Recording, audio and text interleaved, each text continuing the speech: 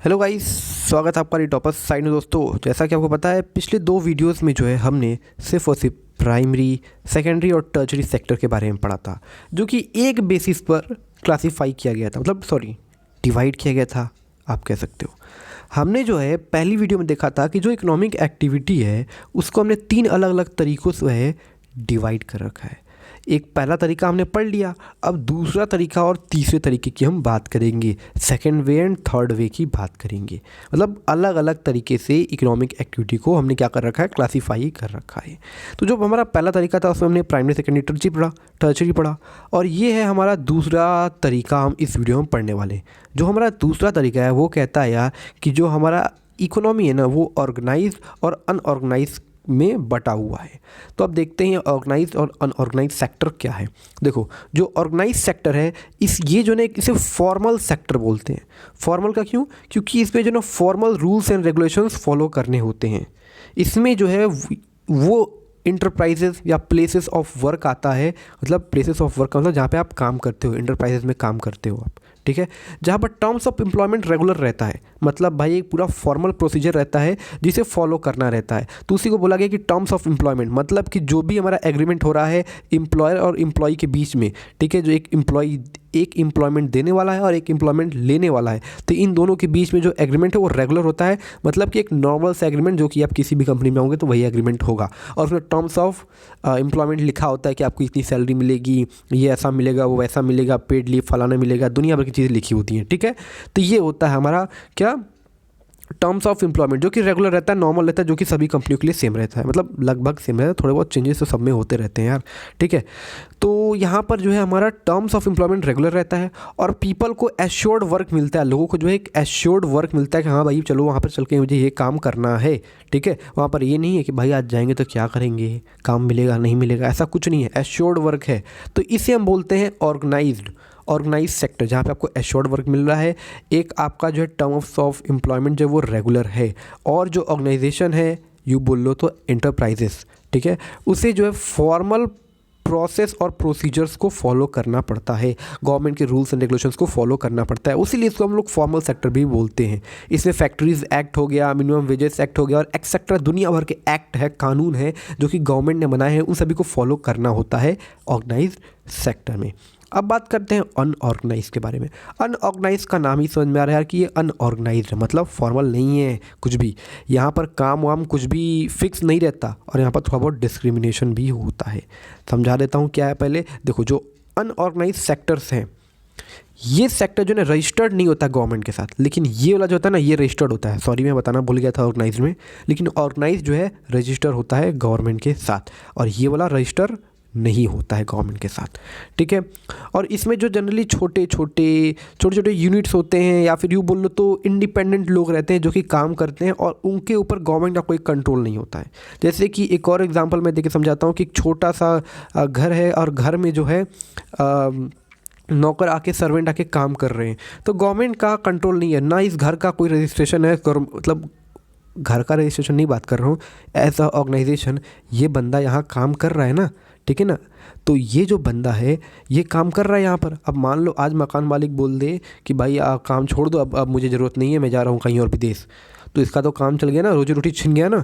तो यहीं पर बताया जा रहा है कि भाई ये जो है ना छोटे छोटे स्कैटर्ड यूनिट्स, या यूँ बोलो छोटे छोटे जो फैक्ट्रीज़ हैं, उनमें छोटे छोटे जो कारखाने हैं, उनमें जब काम होते हैं तो वहाँ पर रिस्की होता है। कुल मिलाकर अनऑर्गेनाइज का मतलब है कि भाई रिस्की होता है, और वो जो है गवर्नमेंट के कंट्रोल के बाहर रहते हैं, ठीक है, गवर्नमेंट के रूल्स रेगुलेशन के बाहर रहते हैं। और वर्कर्स जो हैं जो कि काम करते हैं उनको छोटे मोटे बहुत काफ़ी कम लो वेजेस मिलते हैं, और कोई भी ओवर टाइम का पेमेंट नहीं मिलता है, हॉलीडे का पेमेंट नहीं मिलता है, लीव का पेमेंट, मतलब कभी बीमार पड़ गए तो उसका भी हमें पेमेंट नहीं मिलता है। एग्जाम्पल के तौर पर बता दो यार, तो रिपेयर वर्कमैन हो गया, जो रिपेयरिंग का काम करता है, तो वो खुद से काम कर रहा है। एक तरीके से आप इसमें जो है ना सेल्फ, जो कि खुद अपना बिजनेस भी कर रहा है, वो भी एक तरीके से आ गया, लेकिन छोटा मोटा, ठीक है ना। बड़े बड़े बिजनेस में तो बड़े बड़े बिजनेस लोग तो खुद ही लोगों को एम्प्लॉयमेंट देते हैं, तो वो तो यहाँ आ जाएंगे, लेकिन जो छोटे मोटे व्यापारी हैं वो इसमें आ जाएंगे। जैसे कि यार छोटे मोटे व्यापारी ही कह लो, रिपेयर वाला हो गया, ठीक है। डोमेस्टिक घर में जो नौकर काम करते हैं वो भी इसमें अनऑर्गेनाइज में आएंगे, क्योंकि पता नहीं कब मालिक भगा दे नौकरी से, कोई नहीं जानता, और वो पैसे वैसे भी कम देता है और कुछ अधिक भी काम करा लेते हैं, तो इसलिए इनको कहाँ रखेंगे, अनऑर्गेनाइज्ड में, ठीक है। कैजुअल वर्कर्स जो कि शहरों में मिलते हैं, लैंडलेस लेबर जो कि गाँव में मिलते हैं, वो सभी इसी कैटेगरी में आते हैं, ठीक है। ओके, अब आगे बढ़ते हैं। यहाँ पर इनसिक्योरिटी बहुत ज़्यादा होती है, बहुत ज़्यादा इनसिक्योरिटी होती है। तो आखिर में प्रोटेक्शन हम क्या दे सकते हैं इनको, कैसे हम इनको जॉब सिक्योरिटी कैसे दें। जॉब सिक्योरिटी बोलूँ तो कहने का मतलब है कि अनऑर्गेनाइज सेक्टर में कोई सिक्योरिटी नहीं है, लेकिन इसमें सिक्योरिटी है, तो इनको हम सिक्योरिटी कैसे दें। तो देखो उसके 3 पॉइंट्स मैं आपको बता दूं जो कि आपकी बुक में लिखा हुआ है, पॉइंट 1, पॉइंट 2 और पॉइंट 3। जो पहला पॉइंट है उसमें बताया गया है कि जो भी लोग हैं जो कि अनऑर्गेनाइज सेक्टर में हैं, उनको जो एक अल्टरनेटिव सोर्स ऑफ एम्प्लॉयमेंट रखना चाहिए। अब जनरली अगर गांव की बात करूँ तो वहाँ पे खेती बाड़ी है, ठीक, और छोटे मोटे काम है, तो उसके अलावा और भी कुछ काम करना चाहिए, स्किल्स बेस्ड काम करना चाहिए, ताकि जो है इनकम का सोर्स मल्टीपल रहे, ताकि कोई भी हमें इनसिक्योरिटी ना हो। अगर एक बार एक काम हमारा फेल हो जाता है तो दूसरा काम हमारा साथ देगा, ठीक है। तो ये था सिंपल सा, इंग्लिश में बोल दूँ तो we should develop alternative sources of employment beside agriculture. ये मैंने रूरल एरिया के पॉइंट ऑफ व्यू से बोल दिया, ठीक है। ओके, और सेकेंड पॉइंट, अब सेकेंड पॉइंट ये बताया गया कि जो गवर्नमेंट है ना उसको जो है ना पब्लिक वर्क प्रोग्राम्स चलाने चाहिए, जैसे कंस्ट्रक्शन हो गया, रोड का कंस्ट्रक्शन, स्कूल बिल्डिंग का कंस्ट्रक्शन हो गया, और भी बहुत सारे छोटे मोटे काम होते हैं गांव में, उन सभी काम्स को चलाते रहना चाहिए। लेकिन इससे क्या होगा कि एम्प्लॉयमेंट जनरेशन होगा और लोगों को रोज़गार मिलता रहेगा। लेकिन बात ये कि ये शॉर्ट टर्म होते हैं, एक बार बन गया रोड ख़त्म, अब क्या करें। तो लेकिन फिर भी जो है इसको बोला गया है एज अ सेकेंडरी रखने के लिए, इसलिए इसको सेकेंड पॉइंट में लिखा गया है, क्योंकि अगर हमारे पास रोड्स और भी बहुत सारी फैसिलिटीज़ रहेंगे तो उससे ये होगा कि डेवलपमेंट होगा, और डेवलपमेंट होगा तो लोगों को और भी रोज़गार मिलने के अवसर मिलेंगे, ठीक है। तो ये था हमारा सेकेंड पॉइंट। सेकेंड पॉइंट में क्या था, public works programmes like construction of roads, school buildings, digging of irrigation canals etcetera, similar works जो कि हमें रूरल एरिया में कराने चाहिए, ताकि जो है वहाँ पर एम्प्लॉयमेंट मिल सके रूरल लोगों को, रूरल वर्कर्स को। हालांकि लेकिन ये शॉर्ट टर्म मीज़र है सिर्फ। अब बात करते हैं थर्ड पॉइंट की। थर्ड पॉइंट में ये बताया गया है कि जो वर्कर्स हैं उनके पास कोई सोशल सिक्योरिटी नहीं रहती है, ठीक है, लेकिन वो तो एफर्ट लगाए काम करते हैं। तो ये सरकार का काम है, सरकार को कुछ ऐसा कंट्रीब्यूशन देना चाहिए, उनको मिनिमम कंट्रीब्यूशन देना चाहिए, कुछ न कुछ नॉमिनल कंट्रीब्यूशन देना चाहिए, ताकि उनको एक सोशल फाइनेंशियल सिक्योरिटी मिल सके। क्योंकि अगर उनके पास आज काम नहीं रहता है तो फिर वो क्या करेंगे, उनके पास पैसे नहीं रहेंगे, फिर उनको खाने को कुछ नहीं मिल पाएगा। उसलिए सरकार को थोड़ा बहुत छोटा मोटा नॉमिनल कंट्रीब्यूशन तो कर देना चाहिए, ठीक है। तो ये 3 पॉइंट था। पहला पॉइंट में क्या बोला, अल्टरनेटिव सोर्स ऑफ एम्प्लॉयमेंट ज़रूर से ज़रूर डेवलप करना चाहिए, 2 काम ज़रूर रखो ताकि एक फेल हो जाए तो दूसरा साथ दे, ठीक है।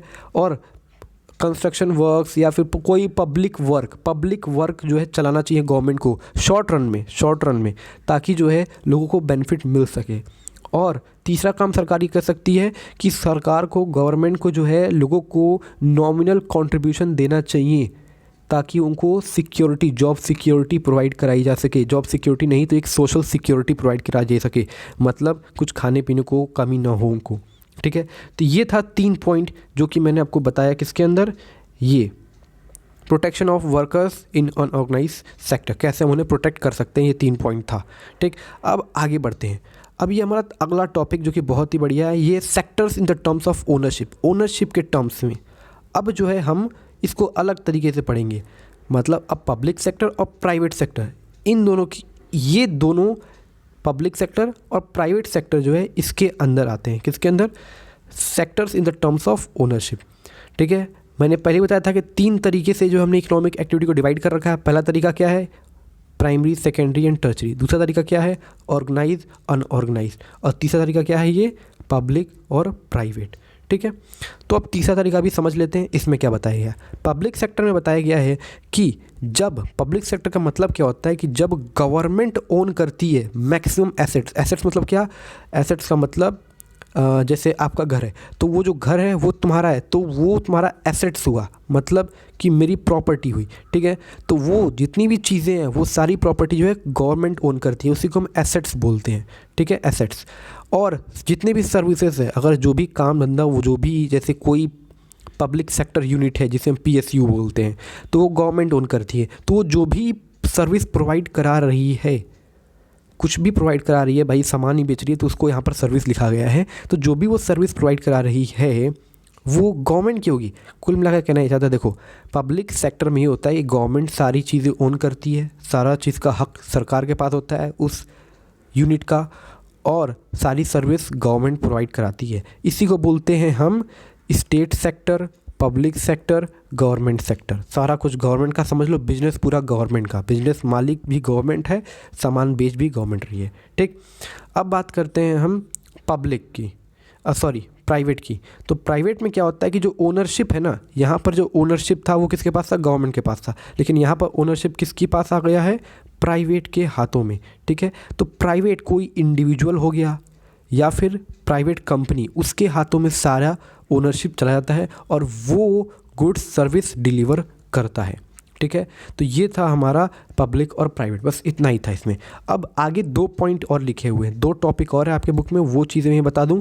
ये जो पहला टॉपिक है अब, वो है profit motive of various sectors. अब ये प्राइवेट का क्या प्रॉफिट मोटिव है और ये पब्लिक का और प्राइवेट का क्या प्रॉफिट मोटिव है। तो देखो जो हमारा पब्लिक वाला है ना, पब्लिक सिर्फ और सिर्फ सोशल वेलफेयर के लिए काम करता है, मतलब सोशल वेलफेयर कमाना, सोशल वेलफेयर करना पहला मेन मोटिव है, प्राइमरी ऑब्जेक्टिव है। और दूसरा ऑब्जेक्टिव क्या है, दूसरा ऑब्जेक्टिव फिर जाकर कहीं पैसा कमाना यानी प्रॉफिट कमाना होगा। लेकिन पब्लिक सेक्टर, पब्लिक मतलब क्या, पब्लिक सरकार, ठीक है ना, सरकार का है। तो जो पब्लिक सेक्टर उसका पहला ऑब्जेक्टिव क्या है, सोशल वेलफेयर, समाज सेवा, उसके बाद जाकर जो है पैसा कमाना, ठीक है, सेकेंडरी है पैसा कमाना। लेकिन ठीक इसका उल्टा है कहाँ पर, प्राइवेट में। प्राइवेट में क्या है, पहले पैसा कमाना मेन मोटिव, बाद में सर्विस देना, सर्विस तो बाद में, पैसा पहला मेरा मोटिव है। तो ये होता है हमारा प्राइवेट का, ठीक है। तो ये पॉइंट भी समझ में आ गया, profit motives of various sector. अब बात करते हैं roles of governments investment. Government क्यों खर्चा कर रही है, गवर्नमेंट क्यों अपना, खर्चा नहीं बोलेंगे उसको, इन्वेस्टमेंट बोलेंगे। इन्वेस्टमेंट क्यों लगा रही है पब्लिक सेक्टर में, क्योंकि देखो हम अभी डेवलपिंग स्टेज पे हैं, तो डेवलपमेंट में ना बहुत ज़्यादा खर्चा लगता है, पैसा लगता है, और प्राइवेट जो अपना हाथ लगाना नहीं चाहती है उसमें, क्योंकि उसमें बहुत ज़्यादा खर्चा और लॉस होने के चांसेस बहुत ज़्यादा है। तो गवर्नमेंट जो है बैकवर्ड एरियाज़ में जो है इंडस्ट्री सेटअप कर रही है, ताकि जो है इनइक्वालिटी, इनकम इनइक्वालिटी जो है ना शहर और गांव के बीच में, वो कम हो सके। तो पहला पॉइंट हम लिखेंगे इसके अंदर कि जो डेवलपमेंट कर रही है सरकार बैकवर्ड एरियाज़ की, वहाँ पर जो है इंडस्ट्री सेटअप करके, ताकि जो है वहाँ पर इकोनॉमिक इनइक्वालिटीज़ ख़त्म हो सके और वहाँ पर थोड़ी इक्वालिटी आ सके इनकम में। क्योंकि शहर का आदमी 50,000 कमा रहा है तो गांव का आदमी 10,000 कमा रहा है, तो इस इनइक्वालिटी को थोड़ा घटाया जा सके, ठीक। तो ये आप लिखेंगे पहला point, development of the backward areas, development of the backward areas, और वहाँ पर जो है इंडस्ट्री सेटअप करना, जिससे क्या होगा कि हमारा जो है इनइक्वालिटी, इकोनॉमिक इनइक्वालिटी घटेगी।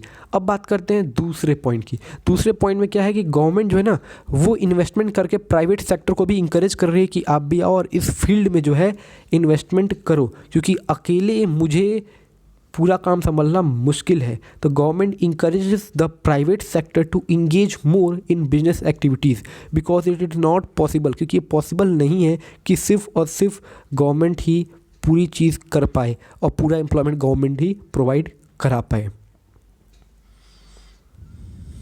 बिना प्राइवेट सेक्टर के हेल्प के सबको एम्प्लॉयमेंट गवर्नमेंट नहीं प्रोवाइड करा सकती, ठीक है। तो ये था हमारा दूसरा पॉइंट। पहला पॉइंट कि भाई बैकवर्ड एरियाज़ में डेवलपमेंट करो, वहाँ पे इंडस्ट्री सेटअप करो, ताकि जो है इनकम इनइक्वालिटी कम हो जाए। दूसरा पॉइंट क्या बताया मैंने कि गवर्नमेंट इंकरेज कर रही है प्राइवेट सेक्टर्स को कि आप भी आइए और इंगेज होइए, ज़्यादा बिजनेस कीजिए और जो है अलग अलग सेक्टर्स में इन्वेस्टमेंट करिए, ताकि जो एम्प्लॉयमेंट बढ़े और रोज़गार दे पाए, क्योंकि अकेले ये गवर्नमेंट सारा काम नहीं हैंडल कर सकती, ठीक है। और तीसरा पॉइंट क्या बताया कि गवर्नमेंट जो है वो बर्डन शेयर करती है। अब जैसे यार जो इंडस्ट्री बहुत ही इंपॉर्टेंट, जिसको चलाना मजबूरी है, ठीक है ना। और वैसे भी नॉर्मली क्या होता है, गवर्नमेंट जो है लॉसेस शेयर करती है। एग्जांपल के तौर पर ले लेते हैं इलेक्ट्रिसिटी जनरेशन, ठीक है ना।